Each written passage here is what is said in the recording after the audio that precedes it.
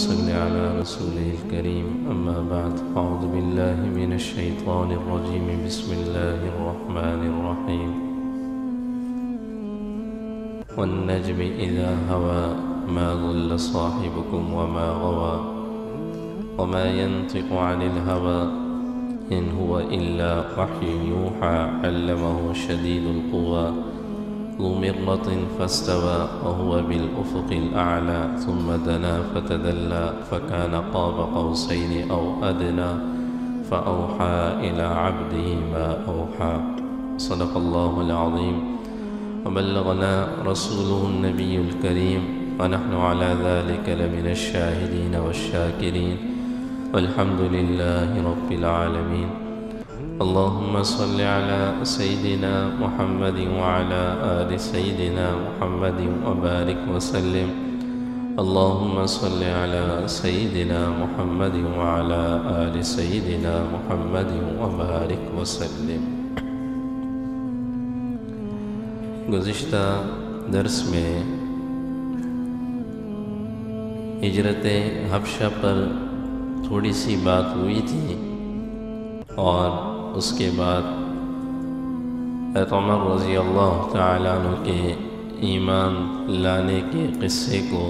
تفصیل سے بیان کیا گیا تھا۔ میں نے بتایا تھا کہ جب مسلمان مکہ مکرمہ میں ان پر زمین تنگ کی گئی تو جناب رسول اللہ صلی اللہ علیہ وسلم کے مشاورت سے کچھ صحابہ ہجرت کی انہوں نے حبشہ کی طرف، اور ان چند صحابہ کے میں نے نام بھی بتائے تھے جس میں مشہور صحابہ عثمان غنی رضی اللہ عنہ، آپ کی اہلیہ اور جناب رسول اللہ صلی اللہ علیہ وسلم کی صاحبزادی حضرت رقیہ رضی اللہ عنہا، حضرت عثمان ابن مزعون، حضرت جعفر بن ابی طیار اور ان کی اہلیہ اسماء بنت عمیس اور ان کا ایک صاحبزادہ عبداللہ بن ابی جعفر رضی اللہ عنہم۔ یہ صحابہ تھے۔ حضرت عبد الرحمن بن عوف، الزبیر بن العوام اور بھی چند صحابہ تھے، لیکن مشہور جو نام تھے وہ ان صحابہ کے تھے۔ یہ صحابہ 4 مہینے بعد واپس آئے۔ ان کے واپس آنے کی وجوہات مورخین نے 2 لکھی ہے۔ ایک وجہ تو میں نے بتائی تھی کہ یہ لکھی کہ ان کو کسی نے بتایا کہ مکہ میں حضرت عمر اور حضرت حمزہ رضی اللہ عنہما یہ مسلمان ہو چکے ہیں اور ان کی بہادری اور ان کی شجاعت کے کارنامے مشہور تھے، تو یہ حضرات اس لیے واپس آئے۔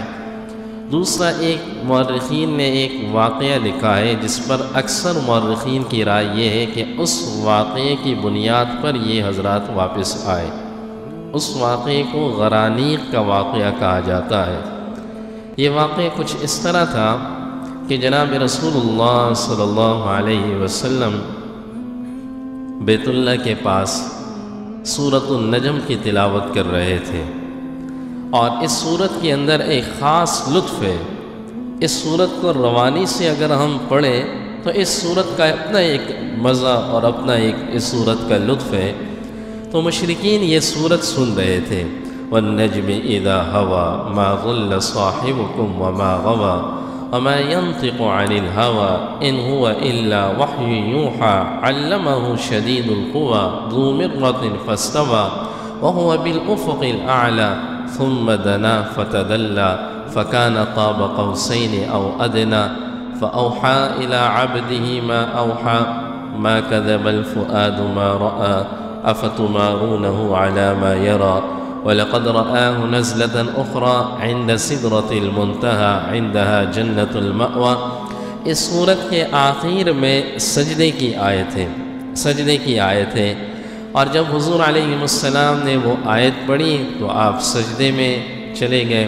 جو مسلمان تھے انہوں نے سنا، وہ بھی سجدے میں چلے گئے۔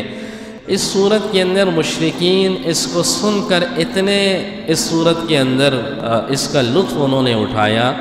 کہ جب حضور سجدے میں تشریف لے گئے تو سارے مشرکین بھی سجدے میں چلے گئے، سارے مشرکین۔ وہ بھی انہوں نے بھی سجدہ کر دیا۔ جب انہوں نے سجدہ کر دیا اور سجدہ کر کے جب اٹھے تو حیران ہو گئے کہ آج اسی کو ہم نے سجدہ کر دیا جس کا ہم انکار کرتے تھے۔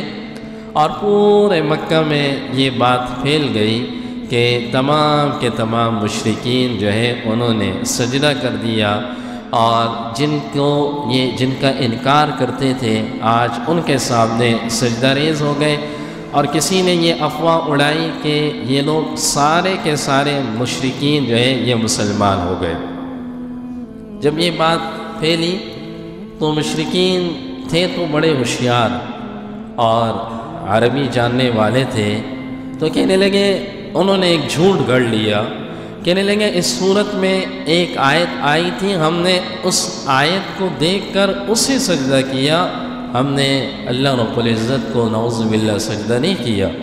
اور اپنی طرف سے ایک آیت گھڑ لی، تلک الغرانیق العلا وَإِنَّ شَفَاعَتُهُنَّ لَتُرْجَى، کہ یہ غرانیق ان کے ایک بت کا نام تھا کہ غرانیق ایک بلند و پایا درجے کا معبود ہے نعوذ باللہ، اور اس کی شفاعت کی امید کی جائے گی، اس کی شفاعت قبول کی جائے گی، جبکہ یہ صورت میں ہے ہی نہیں۔ یہ پوری جو انہوں نے یہ بات کی، یہ کلمہ پورے صورت میں ہی نہیں ہے۔ تو انہوں نے اپنے آپ کو بہلانے کے لیے اور اپنے آپ کو مطمئن کرنے کے لیے، تسلی دینے کے لیے انہوں نے اس طرح کی بات کی۔ لیکن حقیقت بات یہ تھی کہ اللہ کا کلام ایسا ہے کہ جو اس کلام کو سنتا گیا، سمجھتا گیا، وہ ایمان لاتا گیا۔ اس لیے یہ مشرکین اگر باہر سے قافلہ آتا تھا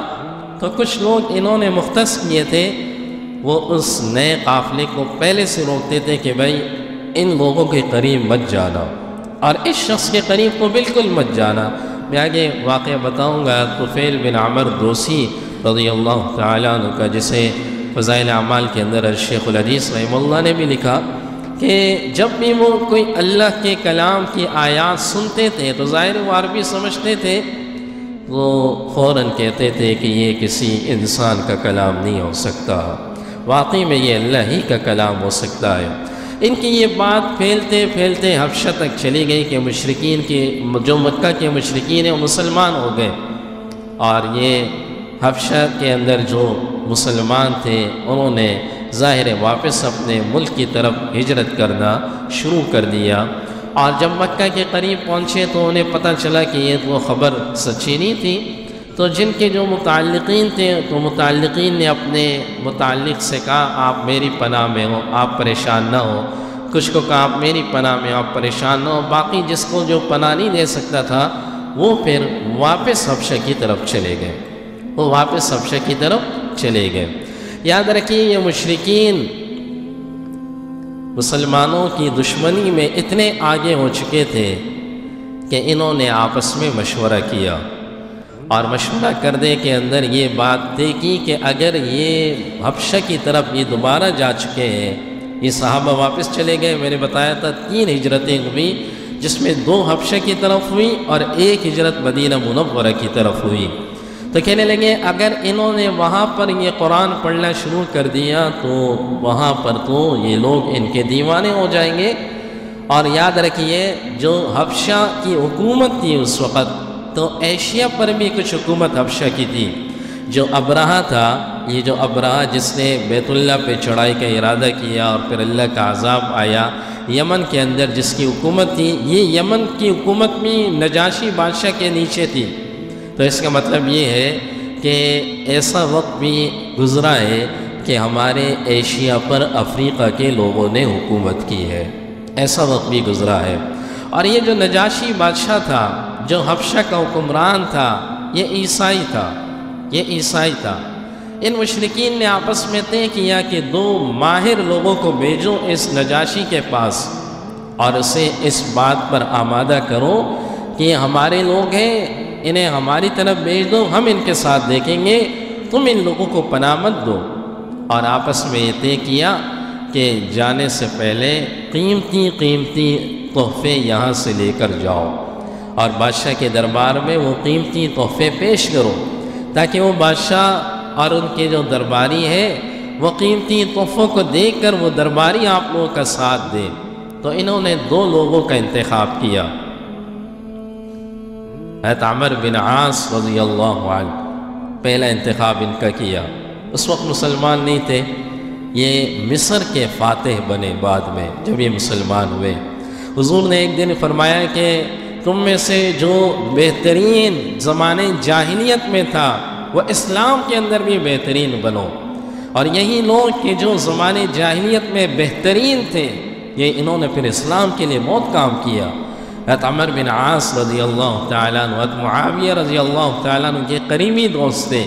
اور دوسرے نمبر پر جو نام آتا ہے عبداللہ بن ابی ربیعہ، یہ بھی بعد میں مسلمان ہوئے، یہ بھی اس وقت تک مسلمان نہیں تھے۔ ان دونوں کا انتخاب کیوں کیا کہ یہ اس زمانے میں بھی ظاہر ہے جیسے آج کی سفارتکاری کے اندر دیکھا جاتا ہے کہ وزیر خارجہ اسے بناؤ کہ جو کچھ سمجھ بوجھ رکھتا ہو اور بادشاہوں کے سامنے بات کرنے کی صلاحیت رکھتا ہو۔ یہ دونوں حضرات ان چیزوں میں بڑے ماہر تھے، اور اس میں سے پھر زیادہ ماہر عمر بن عاص، یہ بہت ماہر تھے اس کام میں اور سفارتکاری کے کام کو بہت جانتے تھے۔ یہ دونوں حضرات قیمتی تحائف لے کر حبشہ کی طرف روانہ ہوئے۔ یہ حبشہ پہنچے اور انہوں نے، جیسے عمومی طور پر ہوتا ہے کہ بادشاہ سے ملنے سے پہلے نیچے والے طبقے کو مطمئن کیا جاتا ہے، تو انہوں نے نیچے والے وزراء کو تحفے پیش کیے اور انہیں پہلے سے سمجھایا کہ جب بادشاہ کا دربار لگے گا تو تم لوگوں نے ہمارے حق میں بات کرنی ہے تاکہ بادشاہ مان جائے، اور ان سب کو تحفے پیش کیے۔ اور تحفے پیش کرنے کے بعد اگلے دن یہ بادشاہ کے دربار میں پیش ہوئے، اور نجاشی سے انہوں نے کہا کہ ہمارے شہر سے کچھ ایسے لوگ آپ کے اس ملک میں آئے ہوئے ہیں کہ جن کو آپ لوگوں نے پناہ دی ہے،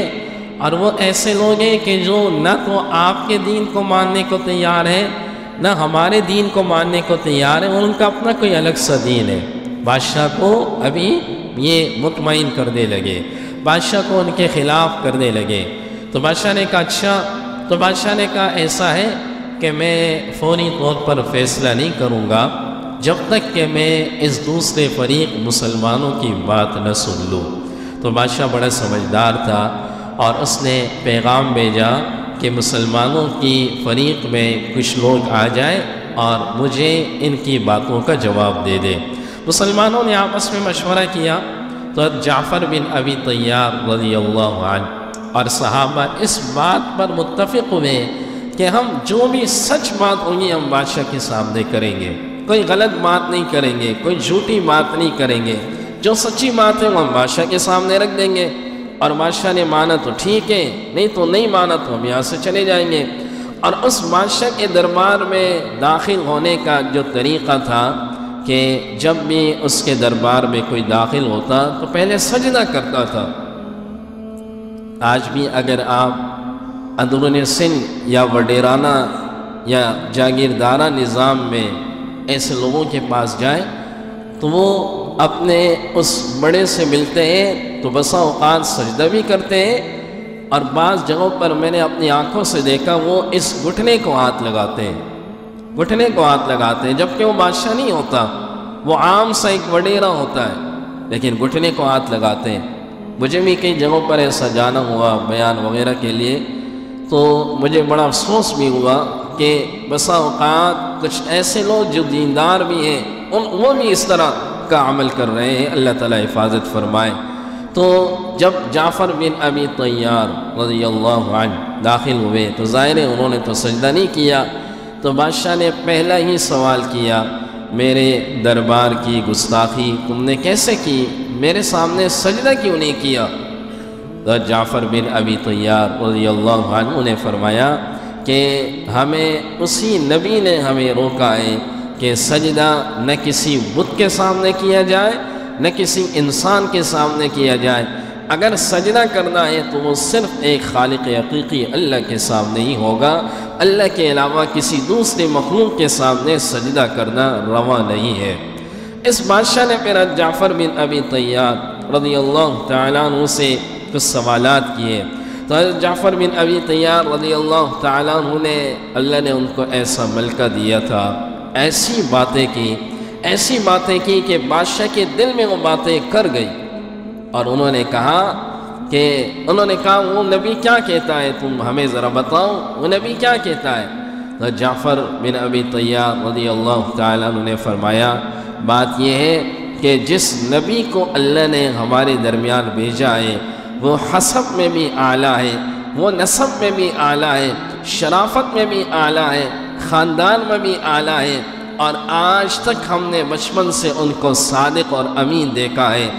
آج تک ہم نے کوئی ایسی بات ان کے اندر نہیں دیکھی۔ آج سے پہلے، اسلام سے پہلے ہم جو کیا کرتے تھے، ہم بتوں کی عبادت کیا کرتے تھے، ہم پڑوسیوں کے ساتھ برا سلوک کیا کرتے تھے، ہم کمزور کو دیکھ کر اس پر حاوی ہونے کی کوشش کرتے تھے اور کمزوروں کو اور دبایا کرتے تھے، ہم اپنی بچیوں کو زندہ دفن کیا کرتے تھے۔ اس نے اپنی ساری باتیں کی، ہم چھوٹی چھوٹی باتوں پہ لڑا کرتے تھے، یہ آج سے پہلے تھا۔ لیکن وہ نبی جب آیا، اس نبی نے ہمیں سکھلایا، اس نبی نے ہمیں محبت سکھائی کہ جب آپس میں ملو تو ملاقات میں پہلا یہ جملہ کہو السلام علیکم ورحمۃ اللہ وبرکاتہ۔ ملاقات میں ہی خوبصورت جملہ اس نبی نے سکھایا، اور اس نبی نے کہا یہی جملہ کل قیامت کے دن جنت میں اللہ تم سب جنتیوں سے کہے گا۔ اس نبی نے کہا پڑوسیوں کا خیال رکھو، اس نبی نے کہا کہ کمزوروں کی مدد کیا کرو۔ یہ ساری باتیں جعفر بن ابی طیار رضی اللہ تعالیٰ عنہ نے اس بادشاہ کو بتائی۔ جب اس بادشاہ کو بتائی اور اس میں یہ بھی کہا کہ اس نبی نے ہمیں یتیم کا مال کھانے سے منع کیا، اور اس کے بعد جعفر رضی اللہ تعالیٰ عنہ سے بادشاہ نے سوال کیا اس نبی کے ماننے والے غریب زیادہ ہے یا امیر ہے؟ تو ظاہر ہے شروع میں جو اسلام لانے والے تھے وہ سارے غریب تھے، اللہ ماشاءاللہ سارے ہی غریب تھے، کچھ غلام تھے۔ تو جعفر رضی اللہ تعالیٰ عنہ نے فرمایا تقریباً غرباء اور فقراء ہے، کہنے لگے یہ بھی ایک سچ ہونے کی دلیل ہوتی ہے کہ نبی پر ایمان لانے والا شروع میں طبقہ غریب ہوتا ہے۔ اور چونکہ اس وقت شروع کی سورہ مریم کی آیات نازل ہو چکی تھی، اور یہ چونکہ خود عیسائی تھے یہ بادشاہ، تو جعفر رضی اللہ تعالیٰ عنہ نے موقع کو غنیمت سمجھا اور سورہ مریم کی تلاوت شروع کر دی، اور ایسی تلاوت کی کہ وہ بادشاہ رو پڑا، اور وہ درباری جو ان کے مخالف تھے قیمتی تحائف لے کر وہ بھی رو پڑے۔ سارا اس دربار کا منظر اس وقت کا عجیب ہوا، اور بادشاہ نے اس وقت ان دونوں حضرات سے کہا کہ میں چونکہ ان لوگوں کو امان دے چکا ہوں، اور بادشاہ نے کہا کہ یہ جو ابھی انہوں نے آیتیں پڑھی قسم بخدا یہی وہ آیتیں ہیں جو عیسیٰ علیہ السلام کے متعلق ہے، اور جو کچھ تم نے کہا یہ تمام کے تمام باتیں بالکل سچی ہیں، لہٰذا میں ان لوگوں کو تمہارے حوالے نہیں کر سکتا، اور جو کلام تم نے پڑھا اسی طرح کا کلام جو ہے وہ عیسیٰ علیہ السلام جو ہے وہ لے کر آئے تھے، اور انہیں کہا تم یہاں سے چلے جاؤ۔ یہ دونوں حضرات باہر نکلے، عمر بن عاص، عبداللہ بن ابی ربیعہ۔ تو عمر بن عاص اتنی جلدی ہار ماننے والے نہیں تھے، انہوں نے اپنے دوست سے کہا کہ کل دیکھنا کل میں کیا کرتا ہوں، ابھی ہم جائیں گے نہیں، کل ابھی ایک اور داؤ میرے پاس باقی ہے، اور کل یہ بادشاہ کو میں ان کے مخالف کر دوں گا، آج تو یہ جیت گئے، کل دیکھنا کل میں کیا کرتا ہوں۔ تو اگلے دن بادشاہ کے دربار میں واپس آیا اور کہنے لگا کہ ان لوگوں کا عقیدہ تمہارے نبی عیسیٰ ابن مریم کے متعلق وہ نہیں ہے جو تم کہتے ہو۔ ظاہر عیسائیوں کا تو عقیدہ یہ ہے کہ عیسیٰ علیہ السلام کو سولی پہ چڑھا دیا ہے، اسی لیے آپ نے ان کے چرچوں میں دیکھا ہوگا کہ وہ صلیب کا نشان ہوتا ہے، ان کا تو عقیدہ یہ ہے۔ اور ہمارا عقیدہ اللہ نے کیا کہا قرآن میں، وَمَا قَتَلُوهُ وَمَا صَلَبُوهُ وَلَكِنْ شُبِّهَ لَهُمْ، ان کو نہ قتل کیا گیا نہ ان کو سولی پہ چڑھا دیا گیا، اللہ نے اسی بندے کو جو قتل کرنے آیا تھا اس کی شکل عیسیٰ ابن مریم کی جیسی بنا دی، اور ان لوگوں نے اسی شخص کو قتل کیا، اور اللہ نے کہا کہ میں نے ان کو آسمانوں پر اٹھا لیا۔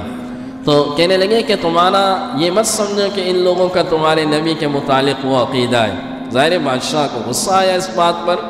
کہ یہ تو ہمارے نبی کے متعلق وہ عقیدہ نہیں رکھتے کہ جو ہم عقیدہ رکھتے ہیں۔ تو انہوں نے کہا دوبارہ مسلمانوں کو بلاؤ۔ اب جب دوبارہ یہ خبر دی، جعفر بن ابی طیار رضی اللہ تعالیٰ عنہ نے پھر جمع کیا، اور ساتھی اس بات پر دوبارہ آمادہ ہوئے کہ جو بات کریں گے سچ کریں گے، سچ کے سوا ہم کوئی اور بات نہیں کریں گے، اور بات کرنے کے لیے انہی کو منتخب کیا کہ آپ بات کریں گے۔ تو جعفر رضی اللہ تعالیٰ عنہ دوبارہ آئے، اور دوبارہ آنے کے بعد بادشاہ نے جعفر رضی اللہ تعالیٰ عنہ سے یہ سوال کیا کہ کیا تم لوگوں کا عقیدہ وہ عقیدہ ہے کہ جو عقیدہ ہمارا ہے عیسیٰ ابن مریم کے متعلق، یا وہ عقیدہ ہے کہ جو عقیدہ تمہارا دوسرا ہے؟ تو جعفر رضی اللہ تعالیٰ عنہ نے فرمایا کہ ہمیں ہمارے نبی نے عیسیٰ ابن مریم کے متعلق یہ کہا کہ وہ روح اللہ ہے اور کلمۃ اللہ ہے۔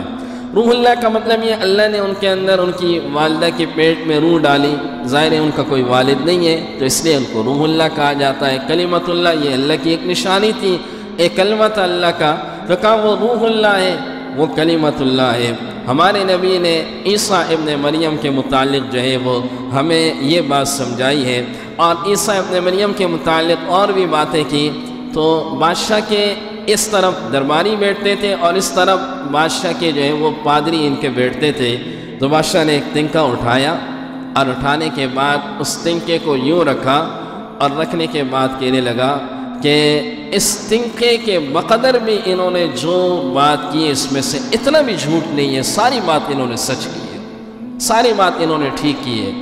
تو جو درباری ان کے کچھ جو پادری تھے تو وہ اس طرح کھنکارنے لگے،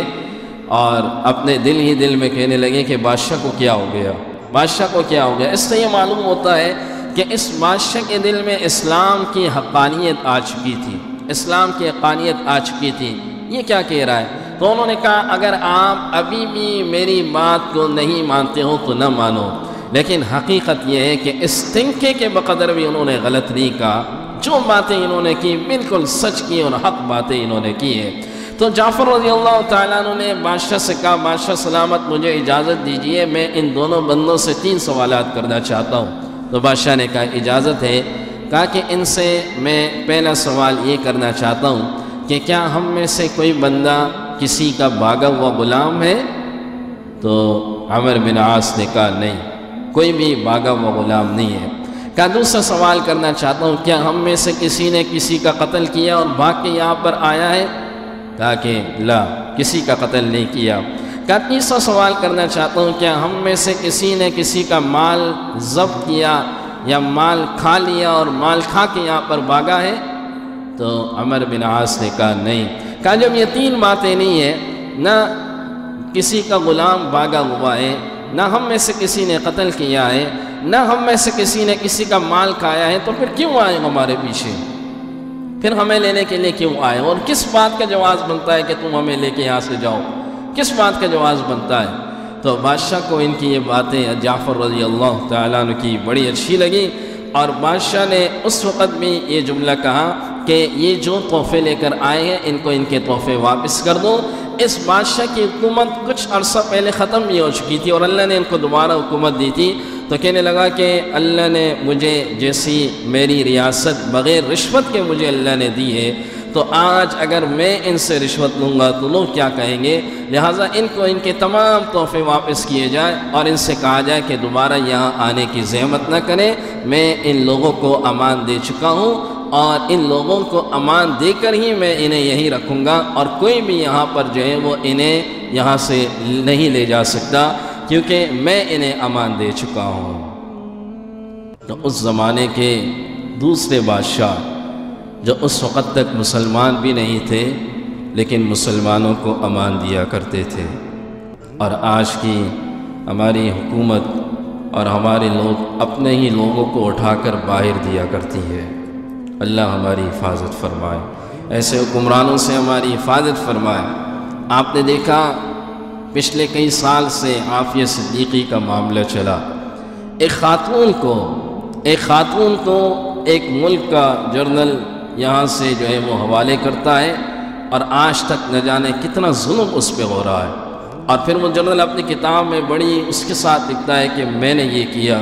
میں نے افغانستان کے سفیر کو امریکہ کے حوالے کیا اور بڑے اس کے ساتھ یعنی دلیرانہ انداز کے ساتھ کہتا ہے یہ آج کے مسلمانوں کا حال ہے۔ اس زمانے کے لوگوں کا کیا حال تھا کہ باہر سے کوئی آیا امان دے دی تو امان دے دی، اب اسے کوئی ہاتھ نہیں لگا سکتا، انہیں ہم نے امان دیے اور آپ اپنے ہی لوگوں کو باہر حوالے کر رہے ہیں۔ یہ ضمیر فروش لوگ بن چکے ہیں، ہمارے لوگ کیا ہے؟ ضمیر فروش لوگ بن چکے ہیں۔ اللہ ایسے حکمرانوں کو ہدایت عطا فرمائے۔ تو یہ جو نجاشی تھا،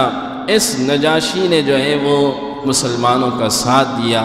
اس کا اصل نام اسحمہ تھا، اور یاد رکھیے جناب رسول اللہ صلی اللہ علیہ وسلم مدینہ منورہ میں تھے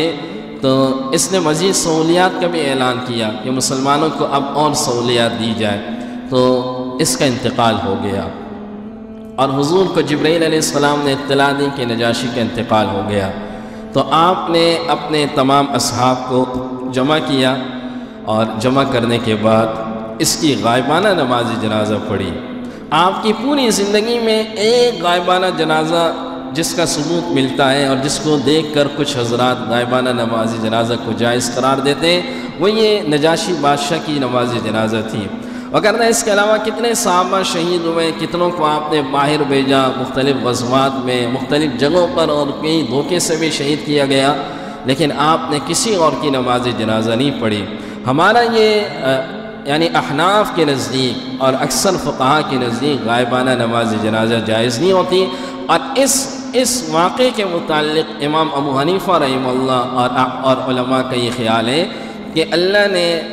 جو نجاشی تھا اس کی میت کو جناب نبی کریم صلی اللہ علیہ وسلم کے آگے رکھ دیا تھا، اور یہ حضور کا معجزہ تھا۔ یہ کیا تھا؟ حضور کا معجزہ تھا۔ اللہ نے ان کی میت کو آپ کے سامنے رکھ دیا تھا، یہ حضور کا معجزہ تھا، اور اللہ کے نبی صلی اللہ علیہ وسلم نے اس وقت ان کی نماز جنازہ پڑھائی۔ یہی ایک ثبوت ملتا ہے، باقی پوری آپ کی زندگی میں، صحابہ کی زندگی میں، تابعین کی زندگی میں کئی غائبانہ نماز جنازہ کا کوئی ثبوت نہیں ملتا۔ تو نجاشی نے اس کے بعد مزید سہولیات کا اعلان کیا۔ یہ ایک ہجرت ہوئی جو مسلمانوں کی حبشہ کی طرف ہوئی، اور میں نے بتایا کہ یہ حضرات ناکام لوٹ کر واپس آئے۔ جب یہ واپس آئے تو اب ان کی نفرت اور ان کا غصہ بڑھتا گیا۔ ظاہر وہاں سے ناکامی ہوئی، اور ابو طالب کو ایک خدشہ ہوا کہ اب یہ لوگ مل کر کہیں میرے بھتیجے کو جو ہے وہ قتل نہ کر دے، نعوذ باللہ، یعنی اللہ کے نبی صلی اللہ علیہ وسلم پر خدشہ ہوا۔ تو آپ نے دو خاندانوں کو جمع کیا، بنو مطلب اور بنو ہاشم، اور جمع کرنے کے بعد ان سے کہا کہ ٹھیک ہے ہم ان کے دین کو تو نہیں مانتے، لیکن ایسا نہ ہو کہ اگر کل کلا کو یہ سارے لوگ مل کر انہوں نے حملہ کر دیا اور ان کو قتل کر دیا اور ہم ان کا بدلہ لینے میں ناکام ہوئے تو ساری زندگی ہم پر یہ داغ لگ جائے گا۔ یہ ایک بہت بڑا، ظاہر وہ قبائلی لوگ تھے اور ان چیزوں کو اپنے لیے بہت بڑا عار سمجھتے تھے کہ اپنے بھتیجے کے جو ہے وہ قتل کا انہوں نے بدلہ نہیں لیا، اور ساری زندگی جو ہے وہ یہ ایک داغ لگے گا، یہ کیسا خاندان ہے، اور ہم بڑے معزز لوگ تھے اور ہم بڑے معزز لوگ ہیں، تو کیا کیا جائے؟ تو انہوں نے آپس میں طے کیا کہ اگر یہ اس قسم کی کوئی حرکت کریں گے تو ہم سب مل کر، ہم دو خاندان مل کر ان کا مقابلہ کریں گے اور ان کو ایسی حرکت کرنے نہیں دیں گے۔ لیکن اس میں سے ابو لہب کھڑا ہوا اور کہنے لگا میں تمہارے ساتھ اس معاہدے میں شامل نہیں ہوں، تم جانو تمہارا یہ معاہدہ جانے، میں اس معاہدے کے اندر نہیں آؤں گا۔ اور ابو لہب کی بدبختی تھی، وہ اس معاہدے میں شامل نہ ہوا۔ باقی ان میں سے اکثر مسلمان نہیں تھے، لیکن خاندان کی بنیاد پر یہ ایک ہوئے، اور یہاں سے جب مشرکین کو علم ہوا کہ انہوں نے آپس میں یہ طے کر لیا ہے کہ ہم ان کا ساتھ دیں گے اور ان کی پشت پہ ہم کھڑے ہیں، تو مشرکین کے تمام قبائل جمع ہو گئے، اور جمع ہونے کے بعد انہوں نے کہا ان کا اب سوشل بائیکاٹ کیا جائے، ان کا سوشل بائیکاٹ کیا جائے، ان دونوں خاندانوں کا۔ اور ایسا بائیکاٹ کہ آج اگر کسی کو دکھایا جائے تو وہ کہے گا یہ کیسے انسانیت کے لوگ تھے، ایسا بھی کوئی بائیکاٹ ہوتا ہے؟ کیسا بائیکاٹ؟ نہ کوئی شادی کر سکتا ہے ان میں، نہ ان کی بیٹی کو اپنے گھر میں کوئی لا سکتا ہے، نہ ان کو کوئی گندم بیچ سکتا ہے، اگر بازار میں کہیں سے باہر گندم آئیں گی تو ہم خریدیں گے، اور ہم خریدنے کے بعد اسے تاجر سے کہیں گے ہم آپ سے دگنی قیمت پہ لیں گے، لیکن ان کو آپ گندم نہیں دو گے۔ یعنی ایسا سخت بائیکاٹ تھا، ہر طرف سے انہیں بند کیا گیا۔ تو ابو طالب کا علم ہوا، تو ابو طالب کے پاس ایک گھاٹی تھی اور ایک جگہ ان کو وراثت میں ملی تھی، تو ابو طالب نے اپنے خاندان والوں کو اور کچھ مسلمانوں کو اس گھاٹی کی طرف منتقل کیا، جسے شعب ابی طالب بھی کہا جاتا ہے۔ شعب ابی، شعب عربی میں گھاٹی کو بولتے ہیں، اور ابو طالب کا نام اس لیے کہ وہ ان کی جگہ تھی۔ اور یہ جو بائیکاٹ تھا یہ کوئی ایک دن کا نہیں تھا، یہ بائیکاٹ 3 سال کا تھا، 3 سال کا۔ یہ میں اور آپ اگر کسی شخص کو خاندان سے الگ کریں نا، اور کہیں کہ خاندان کا کوئی فرد اس سے نہ رابطے میں ہوگا، نہ یہ خاندان کے کسی اس میں آئے گا، تو اس سے پوچھو اس کی کیا حالت ہوتی ہے۔ یہ 3 سال کا بائیکاٹ تھا، اور اس گھاٹی کے اندر صحابہ کہتے ہیں کہ بسا اوقات بچوں کی رونے کی آوازیں باہر تک آتی تھی بھوک کی وجہ سے، اس لیے کہ کھانے کو بہت کم ہوتا تھا۔ ایک صحابی ہے، اس صحابی نے سعد بن ابی وقاص رضی اللہ عنہ کہنے لگے ایک رات مجھے بڑی بھوک لگی ہوئی تھی، تو میں نے رات کو یوں ہاتھ مارا تو میرے ہاتھ میں کوئی گیلی چیز آئی، اور مجھے آج تک نہیں پتا کہ وہ کیا چیز تھی، اور آنکھیں بند تھی اور میں نے منہ میں ڈال دیا۔ ایسا یعنی کہ ان حضرات کا بائیکاٹ کیا گیا۔ اس میں سے ایک اور صحابی فرماتے ہیں کہ بلکہ یہ سعد بن ابی وقاص ہی فرماتے ہیں کہ ایک دن ایسا ہوا کہ میں باہر نکلا، بڑی بھوک لگ رہی تھی، تو میں نے اونٹ کا چمڑا دیکھا، اور اونٹ کے چمڑے کو میں نے صاف کیا اور پانی سے صاف کر کے لے آیا، آگ جلائی، اور اس آگ جلانے کے بعد اسے گرم کیا، پھر اس کے پیسز کیے، اور پیس کرنے کے بعد پھر اس چمڑے کو میں نے کوٹا، اس کا صفوف بنایا، اسے کوٹا، اور کوٹنے کے بعد وہ اچھا خاصا صفوف بنا، تو 3 دن تک پانی کے ساتھ میں یہ صفوف کھاتا رہا۔ آپ اندازہ لگائیے کہ مسلمانوں نے شروع میں کتنی تکلیفیں سہی ہیں۔ ہماری تو کوئی بھی تکلیف نہیں ہے اسلام کے لیے۔ حقیقت بات یہ ہے کہ اسلام کے لیے اگر قربانیاں ہیں تو وہ ان حضرات کی قربانیاں ہیں، ان حضرات کی قربانیاں ہیں۔ اس میں سے ایک شخص کا نام آتا ہے حکیم بن حزام، یہ حضور کے بڑے اچھے دوست تھے، یہ مسلمان نہیں ہوئے تھے۔ حضرت ختیجہ رضی اللہ عنہا کے یہ بھتیجے تھے، حضرت ختیجہ ان کی پھوپھی لگتی تھی۔ تو ایک دن ایسا ہوا کہ گندم کا بورا لے کر اپنی پھوپھی کے لیے اس گھاٹی کی طرف آ رہے تھے، تو ابو جہل نے دیکھا، ابو جہل نے کہا کہ یہ کہاں لے جا رہے ہیں؟ انہوں نے کہا کہ میری پھوپھی کے مجھ پر گندم کی ادائیگی باقی تھی، تو میں ان کو ان کی باقی جو ادائیگی تھی ان کو دینے جا رہا ہوں۔ کہنے لگے نہیں، یہ تمہیں ہم ایسا کرنے نہیں دیں گے، اور تم نہیں دے سکتے جو معاہدہ ہم نے کیا۔ اچھا، اس معاہدے کو بھی انہوں نے کیا کیا؟ اس معاہدے کو جو انہوں نے آپس میں طے کیا، کسی چمڑے کے اس کے اندر انہوں نے اس کو لکھا، اور چمڑے کے اندر انہوں نے ڈالا، اور لا کے بیت اللہ کے دروازے پر اسے لٹکا دیا، اس معاہدے کو وہاں لٹکا دیا۔ اس زمانے میں معاہدات کو ایسے لٹکایا جاتا تھا تاکہ سب لوگ دیکھیں اور سب لوگ دیکھ کر عبرت پکڑیں۔ اور کبھی کبھی ایسا ہوتا تھا کہ ابو لہب جو خاندان کا حصہ ہے، وہ باہر جاتا، اسے پتہ چلتا کہ باہر سے قافلہ آیا گندم بیچنے، تو ان کو کہتا بھئی گندم میں خریدوں گا، اگر کوئی گندم آپ سے نہ خریدے اس خاندان میں سے کسی کو نہیں دینی، یہ خریدار میں ہوں گا۔ اور باقی لوگ بھی آ جاتے ہیں، تو وہ تاجر جو تھے وہ اس خاندان کے کسی بندے کو گندم نہیں دیا کرتے تھے، ابو لہب خرید لیا کرتا تھا۔ تو حکیم بن حزام یہ گندم کا بورا لے کر آ رہا تھا، ابو جہل نے روکا، تو آپس میں ان کی تلخ کلامی ہوئی۔ اتنے میں ابو البختری ایک شخص آیا، حکیم بن حزام بعد میں مسلمان ہوا ہے، آپ حضرات آگے ان کے بارے میں بتاؤں گا کہ جب حضور علیہ السلام فتح مکہ والے دن مکہ میں آئے تو آپ نے 2 لوگوں کے گھروں کے نام دیے تھے کہ ان کے گھروں میں جاؤ تو امان ہے، ایک ابو سفیان